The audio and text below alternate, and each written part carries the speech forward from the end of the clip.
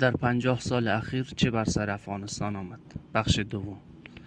وقتی شوروی و ارتش بیرحمش به افغانستان حمله کرد، مردم و مجاهدین بر علیهشان سنگر گرفتند.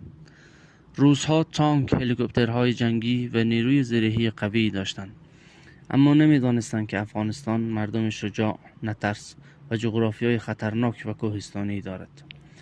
افغان‌ها کوه‌ها و مغاره‌ها را سنگر و انبار مهمات درست کردند و با جنگ چریکی و تاکتیکی ارتش شوروی را غافلگیر کردند.